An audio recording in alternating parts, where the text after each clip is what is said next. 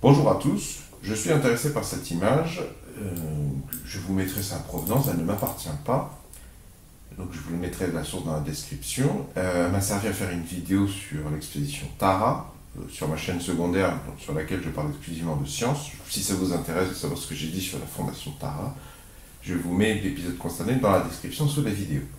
Donc je vais télécharger cette image, clic droit, enregistrer sous par exemple. Je l'enregistre dans mon fichier de téléchargement. Je vais ouvrir mon dossier de téléchargement. Voilà, elle est là. Le problème, c'est qu'elle est au format WebP, qui n'est pas si pratique que ça, qui est très pratique quand on travaille sur un navigateur Internet. Mais moi, je voudrais travailler l'image sous GIMP. C'est pas pratique. Et puis, de toute façon, je ne peux pas l'afficher avec mon afficheur, mon lecteur d'images habituel. Donc je voudrais la convertir du format WebP à un autre format plus pratique. Alors il existe un plugin sur GIMP qui permet d'importer des extensions WebP, mais il est instable. Donc c'est pour ça que je propose une solution alternative. Donc je vais, clic droit, renommer ce fichier. Voilà. Et là, clic droit, couper.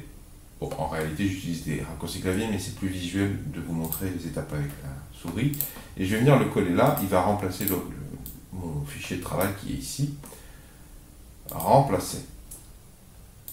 Alors, vous trouverez toutes mes sources dans la description sous la vidéo. Ce site internet m'a été très utile. C'est sur ce dernier que j'ai trouvé les instructions. Voilà, la première étape, ce sera d'installer WebP. En utilisant cette fonction, je ne m'éternise pas là-dessus parce que je considère que vous savez déjà installer un paquet. Là, c'est le paquet WebP, donc vous devrez donner votre mot de passe, attendre que ce soit installé, c'est pas très long. Une fois que c'est installé, donc ça va dépendre de vos besoins. Là, c'est pour convertir du JPEG ou du PNG vers le WebP. Moi, c'est l'inverse.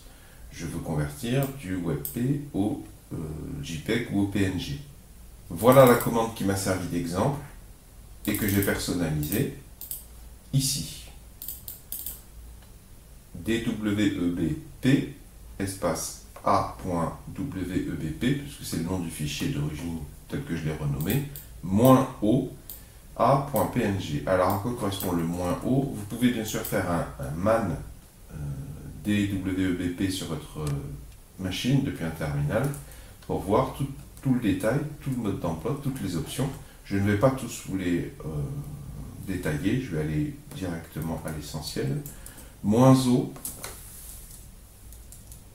ça permet, en fait, c'est ce qui permet de spécifier le nom du fichier sortie, le nom du fichier en sortie. Donc, ça veut dire que si vous ne le mettez pas, ça va être la fonction qui déterminera un nom de sortie. Vous voyez, moins O suivi du nom de sortie. Moi, je demande A.PNG. Donc je vais vous faire une démonstration. Donc mon fichier est là, clic droit, ouvrir dans un terminal. Je vais coller la commande, Enter, c'est quasiment instantané. Vous voyez que j'ai eu un format lossy. Alors ça j'aime pas trop parce que ça impliquerait une perte. Lossy ça vient de perte. Mais par défaut, j'ai lu la documentation. Et j'ai lu cette histoire de Deezer. Par défaut, si vous ne spécifiez pas l'option Deezer suivie d'un chiffre entre 0 et 100, la fonction n'utilise pas le Deezering. Je n'ai pas compris exactement ce que ça voulait dire. Donc dans le doute, j'ai fait d'autres essais. J'ai pris cette commande et cette fois-ci, j'ai rajouté moins Deezer 0, moins Deezer 50, moins Deezer 100. En renommant des fichiers, en donnant des noms de fichiers différents qui me permettraient de retrouver rapidement qui est qui. Donc je lance ces trois fonctions et je retourne dans mon dossier. Donc vous voyez, j'ai le résultat de la première commande A.PNG qui fait 648,3 kilooctets alors que le fichier d'origine fait 62,8 kilooctets. On voit l'efficacité quand même de la compression. Ce fichier WebP.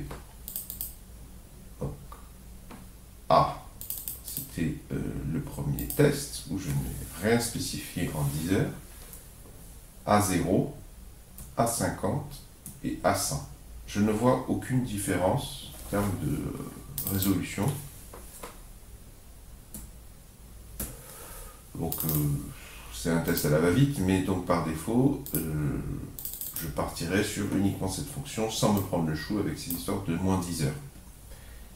Et en termes de taille, eh bien A0 fait 648 kilooctets, A50 648 kilooctets, A100 648 kilooctets. Donc effectivement, une confirmation que ce test n'a apporté aucune amélioration dans la conservation de la qualité maximale du fichier d'origine.